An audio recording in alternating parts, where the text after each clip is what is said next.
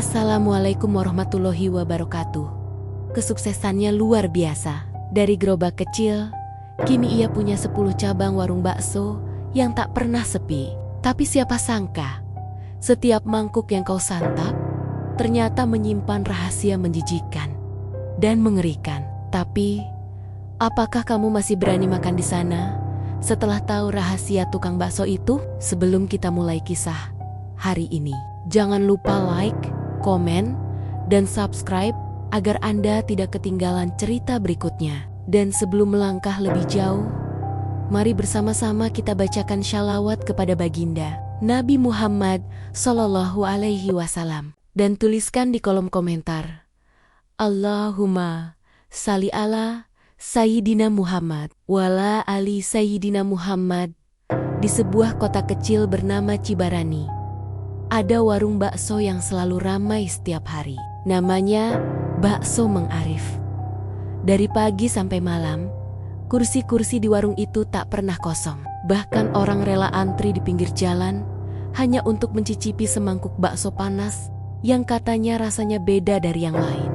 Kuahnya gurih, aromanya menggoda, dan setiap suapan membuat orang ingin tambah lagi. Tak sedikit pelanggan yang bilang, entah kenapa bakso ini bikin nagih. Mang Arif, pemilik warung itu, dikenal sebagai sosok sederhana dan ramah. Usianya sekitar 40-an, tubuhnya agak gemuk. Wajahnya selalu tersenyum, meski matanya tampak menyimpan lelah yang dalam. Ia sering terlihat menyapa pelanggan dengan sapaan hangat.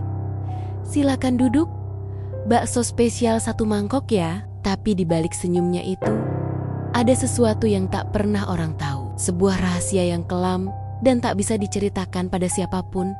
Dulu, hidup Mang Arif jauh berbeda. Ia hanyalah pedagang bakso keliling dengan gerobak tua dan roda yang kadang macet. Setiap pagi, ia mendorong gerobaknya berkeliling kampung sambil meneriakkan, "Bakso, panas bakso." Tapi seringkali, suaranya kalah dengan deru kendaraan dan hiruk pikuk kota. Seharian berkeliling, kadang hanya 3 mangkuk yang laku. Sisanya ia bawa pulang, dimakan bersama istri dan 2 anaknya yang masih kecil. Hari-harinya berat. Istrinya, Rini, berjualan sayur di depan rumah kecil mereka. Penghasilan keduanya sering tak cukup untuk bayar listrik dan sewa rumah. Tapi yang paling membuat hati Arif hancur adalah ketika anak bungsunya, Raffi, sering menahan lapar karena tak ada uang untuk beli makan di sekolah. Rini pernah berkata dengan mata berkaca-kaca, "Bang, sampai kapan kita begini terus? Aku capek lihat anak-anak susah." Malam itu, Arif hanya bisa diam. Ia tahu istrinya benar. Tapi apa daya, semua usaha yang ia lakukan tak pernah berhasil. Setiap hari ia berdoa agar diberi jalan keluar. Namun semakin ia berusaha, hidup terasa semakin sempit. Suatu malam, hujan turun deras. Langit gelap, suara petir bersahutan. Dan warung kecil tempat Arif biasa mangkal sepi, tanpa satu pun pembeli. Ia duduk termenung di kursi kayu, menatap kuah bakso yang sudah dingin. Ia ingin menangis, tapi air matanya sudah habis oleh kelelahan. Di tengah kesunyian itu, tiba-tiba terdengar suara langkah pelan di depan warung. Seorang lelaki tua muncul dari kegelapan. Bajunya lusuh, rambutnya panjang dan berantakan, wajahnya pucat seperti orang sakit. Yang paling aneh, tubuhnya basah kuyup. Padahal hujan sudah reda sejak beberapa menit lalu. Lelaki itu duduk tanpa permisi dan berkata dengan suara serak, "Semangkuk bakso panas, kalau masih ada." Dengan sopan, Arif mengambilkan semangkuk bakso untuknya. Ia perhatikan cara lelaki itu makan. Pelan, tapi setiap suapan seolah dinikmati dengan kenikmatan yang aneh. Setelah beberapa menit, lelaki itu menatap Arif dan berkata lirih, "Rasanya enak, tapi kurang nyawa." Arif bingung. "Kurang nyawa? Maksud Bapak?" tanyanya. Lelaki itu hanya tersenyum kecil.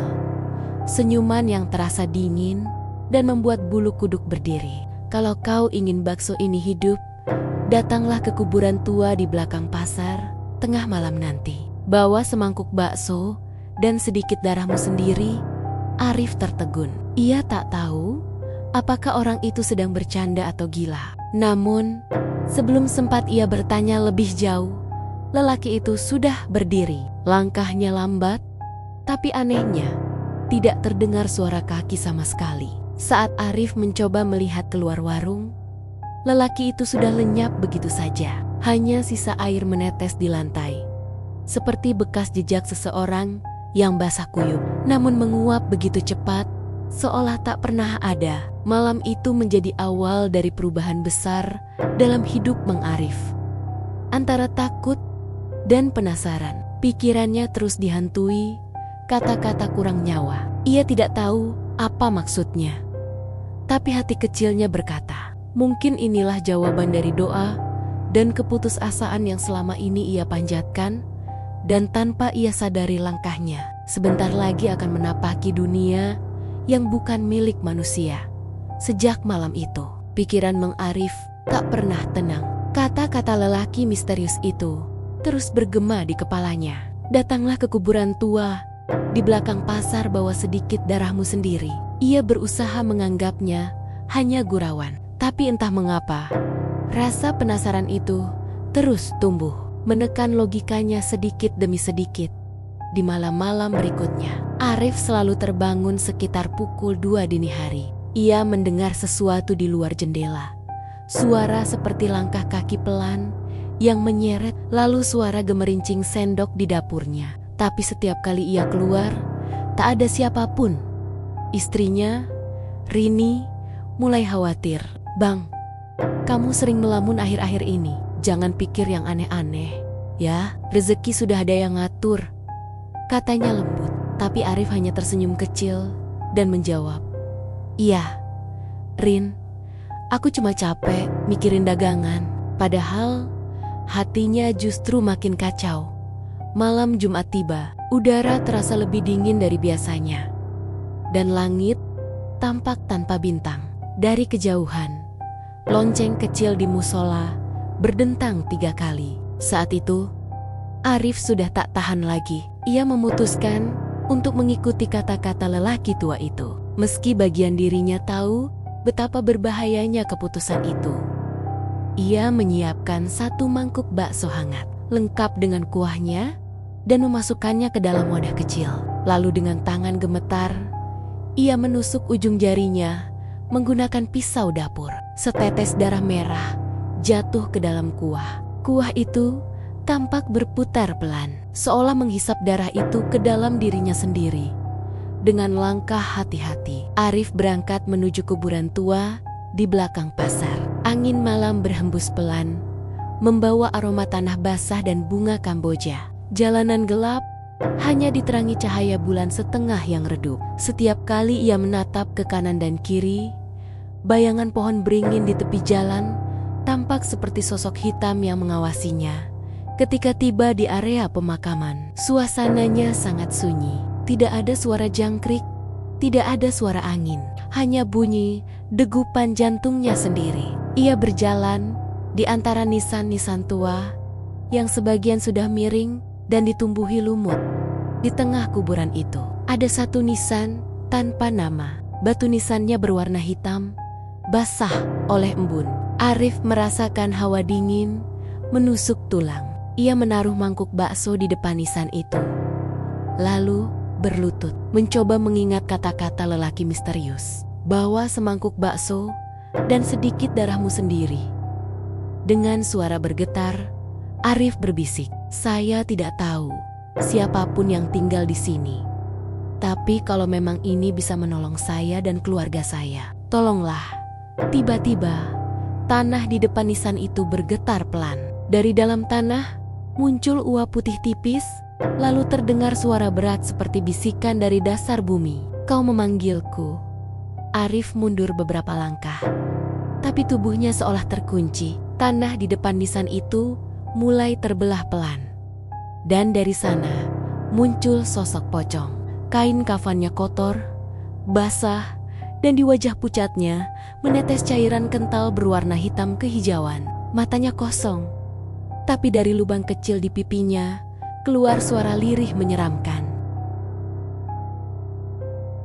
bakso ini akan hidup dari liurku, ucap sosok itu dengan nada yang membuat darah Arif serasa berhenti mengalir. Setiap tetesku memberi rasa, setiap gigitan memberi kenikmatan. Tapi ada syaratnya. Arif hanya bisa diam. Suaranya hilang, tenggorokannya kering. Pocong itu melanjutkan, "Kau tidak boleh menolak pelanggan yang makan di tempat. Dan ingat, jangan pernah menutup warung di malam Jumat. Jika kau melanggar, maka rasanya akan kembali padaku bersama jiwamu." Setelah itu, pocong itu menunduk, membuka mulut lebarnya yang hitam. Dan dari situ, menetes air liur berwarna kehijauan ke dalam mangkuk bakso di tanah. Cairan itu bercampur perlahan, menimbulkan aroma yang aneh, antara harum dan busuk. Seketika angin berhembus kencang, daun-daun beterbangan, dan lampu-lampu di sekitar kuburan berkedip padam. Arif menunduk, menutup wajahnya. Ketika ia membuka mata, sosok pocong itu sudah menghilang. Hanya mangkuk bakso yang kini berasap hangat, seolah baru saja direbus. Dengan tangan gemetar, Arif mengambil mangkuk itu. Kuahnya kini tampak bening kehijauan, dan dari dalamnya tercium aroma yang menggoda, tapi juga membuat kepala pusing. Dalam hatinya, ia tahu apa yang baru saja terjadi bukan mimpi. Tapi keinginan untuk keluar dari kesulitan lebih kuat dari rasa takutnya. Di perjalanan pulang, hujan mulai turun gerimis. Setiap tetesnya mengenai mangkuk yang ia bawa, tapi kuah itu tak juga berkurang. Seolah dilindungi oleh sesuatu yang tak terlihat. Arif berjalan cepat melewati pasar yang sepi. Setiap langkahnya diiringi suara aneh seperti napas berat dari belakangnya. Tapi saat ia menoleh, tak ada siapapun. Malam itu, Arif menatap mangkuk bakso di tangannya dan berbisik pelan, "Mulai besok semuanya akan berubah." Ia tak tahu bahwa perubahan itu bukan hanya soal rezeki, tapi juga soal jiwa yang perlahan dijual tanpa disadari. Keesokan paginya, suasana di warung kecil Mang Arif berbeda dari biasanya. Sejak ia membuka pintu, aroma kuah bakso memenuhi udara dengan wangi yang entah bagaimana terasa lebih hidup. Saat ia mencicipi sedikit kuah dari panci, rasanya luar biasa, gurih, lembut, dan seperti menyebarkan kehangatan aneh ke seluruh tubuh. Ia bahkan sempat merinding karena sensasi itu. Pagi itu, pelanggan datang lebih banyak dari biasanya. Awalnya hanya 2 orang, lalu 4, lalu belasan orang berdatangan hampir bersamaan. Mereka berdesakan memuji rasa baksonya yang katanya paling enak yang pernah ada.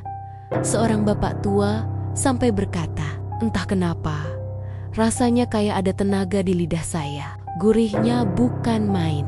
Mang Arif hanya tersenyum sambil mengucap syukur dalam hati. Ia tak berani berpikir terlalu jauh. Tapi setiap kali melihat panci kuahnya yang berasap, hatinya terasa dingin. Ia tahu, di balik rasa luar biasa itu, ada sesuatu yang tidak bisa dijelaskan dengan akal. Hari berganti minggu. Dalam waktu singkat, warung kecil itu berubah menjadi sangat populer. Pelanggan datang dari luar kota. Bahkan ada yang rela antre di bawah hujan. Dalam 2 bulan, uang tabungan Arif bertambah berkali lipat. Ia membeli meja baru, mengganti gerobak tuanya dengan yang lebih besar, dan mempekerjakan 2 karyawan tambahan. Rini, istrinya, mulai bisa tersenyum lagi. Ia senang melihat suaminya kembali bersemangat. Anak-anak pun bisa makan dengan cukup, dan bahkan mulai menabung untuk sekolah. Namun, di balik kebahagiaan itu, Arif menyimpan satu rahasia besar. Setiap kali ia membuka cabang baru, ia membawa 1 botol kecil berisi cairan kehijauan yang disimpannya rapat di dapur. Botol itu selalu ia teteskan sedikit ke dalam panci kuah di setiap cabang. Tak banyak, hanya 1 atau 2 tetes, tapi hasilnya selalu sama. Pelanggan ketagihan, uang terus mengalir. Ia tak bisa berhenti. Meski begitu, ada satu hal yang membuatnya gelisah. Setiap malam Jumat, tepat pukul 12, ia harus membuka warung dan membiarkan 1 mangkuk bakso tersisa di meja dapur. Ia tidak boleh menutup warung lebih awal. Sesuai pesan sosok pocong di kuburan itu, awalnya Arif menuruti tanpa banyak berpikir. Tapi lama-lama, ia mulai menyadari sesuatu yang aneh. Setiap pagi, setelah malam Jumat, mangkuk yang ia tinggalkan itu selalu kosong. Bukan hanya baksonya, kuahnya pun hilang sama sekali. Bersih tanpa sisa. Pernah suatu kali ia mencoba berjaga di dapur, ingin melihat siapa yang memakan bakso itu.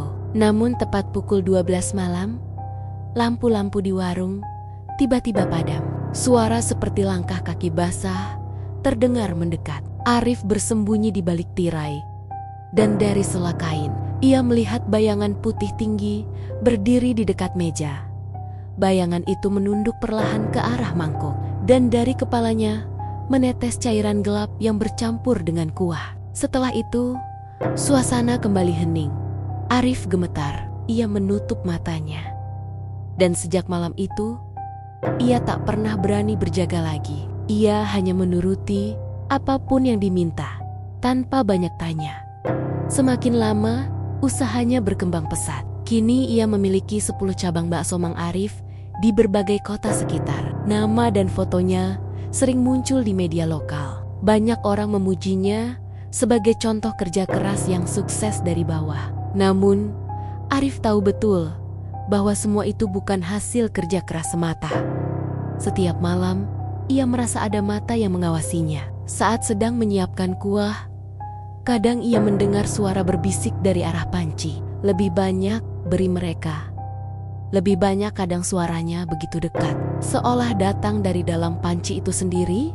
Rini sempat curiga. Ia sering melihat suaminya berbicara sendiri di dapur dengan wajah tegang. Suatu malam, ketika tak tahan lagi, ia bertanya, "Bang, kamu ngomong sama siapa sih kalau di dapur malam-malam?" Arif terkejut, lalu menjawab cepat, "Enggak, cuman ngitung stok bahan." Tapi Rini tahu ada sesuatu yang ia sembunyikan. Ia hanya tak tahu apa. Hingga suatu hari, rasa penasaran Rini mengalahkan ketakutannya. Malam itu, saat Arif sedang di dapur sendirian, Rini diam-diam mengintip dari celah pintu. Ia melihat suaminya menuangkan kuah dari panci besar, lalu membuka sebuah botol kecil dari dalam lemari. Botol itu berisi cairan kehijauan yang berkilau di bawah cahaya lampu. Arif meneteskan cairan itu ke dalam panci sambil berbisik pelan, "Ini untuk kita, jangan marah." Tak lama kemudian, aroma aneh memenuhi ruangan. Wangi gurih yang bercampur bau tanah basah dan sesuatu yang amis. Rini menutup hidungnya, tapi rasa mual segera naik ke tenggorokan. Ia menahan jeritan, namun suaminya sempat menoleh. Tatapan Arif malam itu membuat Rini merinding. Matanya tampak merah, dan di sudut bibirnya seperti ada noda hitam pekat. "Rin," katanya pelan, "jangan ikut campur.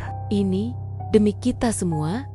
Air mata Rini jatuh tanpa suara. Ia tahu suaminya bukan lagi orang yang sama seperti dulu. Dan sejak malam itu, ia mulai menyadari bahwa kelezatan yang membuat orang-orang ketagihan bukanlah hasil bumbu dapur, melainkan hasil dari sesuatu yang jauh lebih gelap dan mengerikan. Sejak malam, ketika Rini memergoki rahasia suaminya, suasana di rumah mereka berubah drastis. Rini tak lagi banyak bicara, tatapannya kosong, dan ia sering menangis diam-diam di dapur saat menyiapkan sarapan. Arif mencoba bersikap seolah semuanya baik-baik saja, tapi rasa bersalah dan ketakutan mulai tumbuh di dalam dirinya. Ia tahu apa yang ia lakukan bukan hal wajar, tapi setiap kali hendak berhenti, suara itu datang lagi. Suara berat yang dulu hanya muncul di malam-malam tertentu, kini semakin sering terdengar, bahkan di siang hari. "Jangan berhenti, Arif, mereka masih lapar." Kadang suara itu terdengar di telinganya, kadang dari arah panci rebusan. Setiap kali suara itu muncul, kuah baksonya akan mendidih lebih cepat dari biasanya, mengeluarkan aroma aneh yang membuat pelanggan makin ramai berdatangan. Rini berusaha membujuk suaminya. "Bang, berhentilah." Aku takut, aku ngerasa ada yang gak beres sama bakso itu. Tapi Arif hanya terdiam, lalu menjawab dengan wajah sendu. Kita udah terlanjurin, kalau aku berhenti, semua ini akan hilang termasuk kita. Rini tak paham maksudnya, tapi dari nada suaminya, ia bisa merasakan ancaman yang tak bisa dijelaskan. Sampai akhirnya, malam Jumat itu tiba. Salah satu cabang bakso Mang Arif di daerah Karangjati harus tutup lebih awal karena pegawainya sakit keras. Arif sendiri yang memutuskan penutupan itu, tanpa berpikir bahwa malam itu adalah malam pantangan. Ia kelelahan dan lupa untuk menaruh mangkuk persembahan seperti biasanya. Malamnya, hujan turun lebat. Di rumah, Rini menggigil tanpa sebab, padahal suhu tidak terlalu dingin. Anak-anak mereka pun rewel, menangis tanpa henti. Arif mencoba menenangkan mereka. Tapi di tengah suara tangisan itu, ia mendengar sesuatu dari luar jendela. Kau lupa memberi makan. Suara itu membuat darahnya berhenti mengalir. Ia buru-buru keluar rumah. Tapi di halaman hanya ada genangan air hujan. Tiba-tiba, lampu depan rumah berkelip. Di sana, di balik hujan, tampak sosok putih berdiri diam di ujung jalan. Pocong itu tak bergerak, hanya menunduk perlahan. Dari kepalanya menetes cairan gelap yang jatuh ke tanah dan mengeluarkan asap tipis. Arif berlari ke dalam rumah. Tubuhnya gemetar. Ia tahu sesuatu yang buruk akan terjadi malam itu. Keesokan paginya, kabar mengerikan datang. Seorang pelanggan tetap di cabang Karangjati ditemukan meninggal di rumahnya. Tubuhnya membiru, busa keluar dari mulutnya. Dan di meja makannya masih ada mangkuk bakso yang belum habis dimakan. Polisi menyebutnya keracunan makanan. Tapi hasil pemeriksaan menunjukkan tidak ada bahan berbahaya di dalam makanan itu. Arif terpukul. Tapi yang lebih menakutkan adalah keesokan harinya, kasus yang sama terjadi di cabang lain. 2 pelanggan tewas mendadak setelah makan di warung bakso Mang Arif. Berita itu menyebar cepat di media. Namun anehnya, meski sebagian orang mulai takut, pelanggan lain justru semakin banyak datang. Mereka bilang rasanya makin enak, makin kuat di lidah. Setiap kali Arif melihat mereka makan dengan lahap, ia merasa seperti melihat pemandangan dari mimpi buruk, seolah-olah mereka sedang menikmati sesuatu yang hidup. Dan dari dapur, aroma busuk samar kadang muncul di antara wangi kaldu, membuat bulu kuduknya berdiri. Semakin hari, kejadian aneh terus terjadi. Ada pelanggan yang mendadak kejang di warung. Ada yang pingsan di tempat, bahkan ada yang tiba-tiba tertawa sendiri sambil memegang mangkuk kosong. Arif mencoba menghentikan semuanya. Ia menutup semua cabang, membuang semua bahan, bahkan membakar botol kecil berisi cairan kehijauan itu. Tapi ketika api menyentuh botol, terdengar suara mendesis tajam seperti jeritan panjang. Botol itu meledak dan dari dalamnya keluar asap hitam pekat yang berputar-putar sebelum lenyap ke langit. Setelah itu, malam menjadi lebih sunyi dari biasanya. Tapi Arif tahu, sesuatu sudah berubah. Ia bisa merasakannya. Di setiap tempat ia berdiri, ada bayangan yang mengikuti. Kadang, saat menatap ke panci kosong, ia bisa melihat pantulan wajah pocong di dalamnya. Tersenyum dengan air liur, menetes perlahan. Janji harus ditepati. Arif, suara itu terdengar sangat dekat. Dengan ketakutan yang tak lagi bisa ditahan, Arif memutuskan kembali ke kuburan tua, tempat perjanjian itu terjadi. Malam itu hujan deras mengguyur, persis seperti 5 tahun lalu. Ia membawa sisa mangkuk bakso terakhir yang masih tersisa di rumah, berharap bisa mengembalikan semuanya seperti semula. Kuburan itu gelap dan basah. Angin berputar seperti pusaran kecil di antara nisan tua. Saat ia mendekati batu nisan tanpa nama itu, Arif berhenti. Tanah di sekitarnya kini sudah terbuka lebar, seperti liang yang baru digali. Di dalamnya tidak ada jenazah, hanya botol kecil kosong tergeletak di dasar lubang. Botol yang sama seperti yang dulu ia terima Tiba-tiba, tanah bergetar. Dari dalam lubang itu muncul sosok pocong dengan wajah yang kini lebih mengerikan. Kulitnya mengelupas, lidahnya panjang menjulur, dan air liurnya menetes terus-menerus hingga tanah di bawahnya berasap. Kau melanggar perjanjian, suaranya bergema di seluruh pemakaman. Sekarang, gantinya adalah keluargamu. Arif menjerit, tapi suaranya tenggelam dalam suara hujan dan angin. Ia berusaha lari, tapi langkahnya seperti diseret oleh tanah yang mulai menelan kakinya perlahan. Di antara petir yang menyambar, ia sempat melihat bayangan putih lain di belakangnya. Lebih kecil, seperti tubuh anak-anaknya, menatapnya dengan mata kosong tanpa cahaya. Dan setelah malam itu, Mang Arif tak pernah terlihat lagi.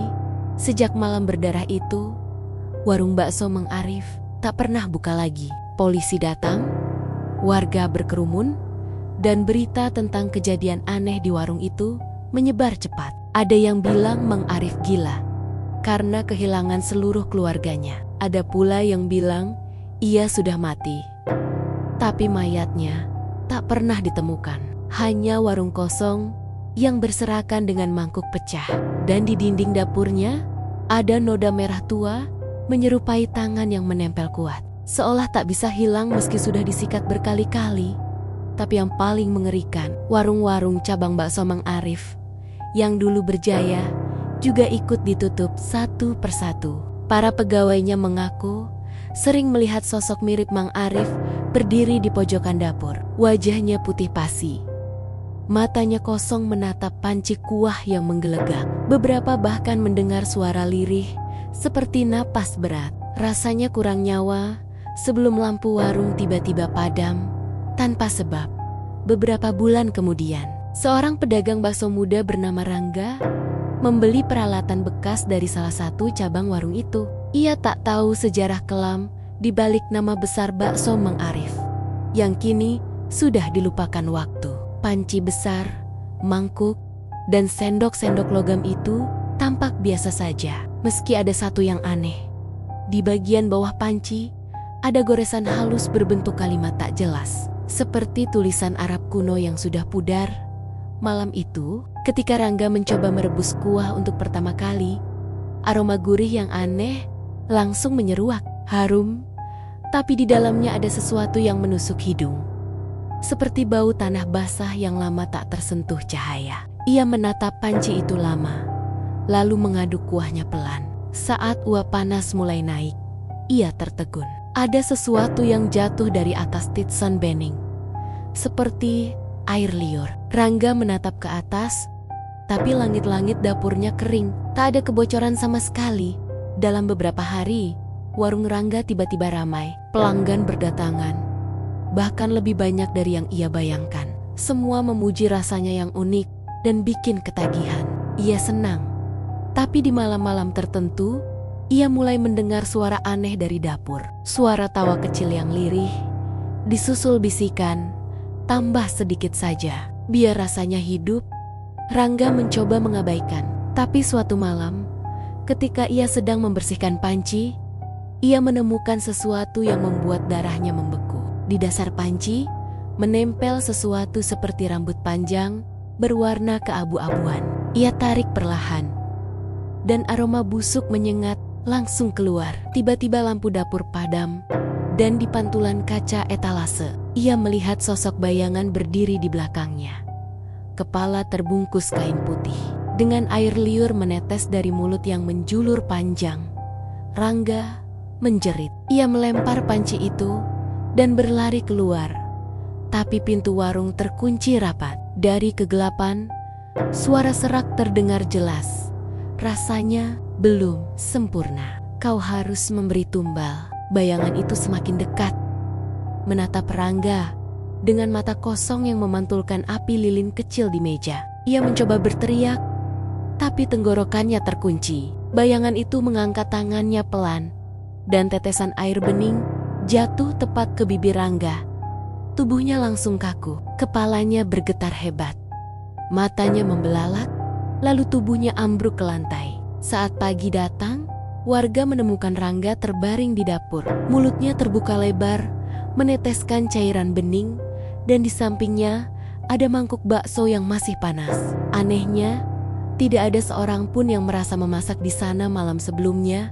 Sejak itu, tak ada lagi yang berani membuka warung di tempat itu. Warga Cibarani menutup bangunan tersebut dengan papan dan doa. Tapi setiap malam Jumat, aroma bakso yang menggoda masih tercium samar dari balik kayu penutupnya. Kadang terdengar pula suara mangkuk beradu dan bisikan lirih. Rasanya kurang nyawa. Beberapa orang yang nekat mendekat mengaku melihat sosok pria gendut dengan senyum lelah berdiri di balik jendela, seolah sedang menawarkan semangkuk bakso panas. Di sampingnya, terlihat pocong dengan kepala miring menatap tajam. Air liurnya menetes ke dalam panci kuah yang terus mendidih tanpa api. Kini tak ada yang tahu apakah Mang Arif masih hidup atau sudah menjadi bagian dari kutukan itu.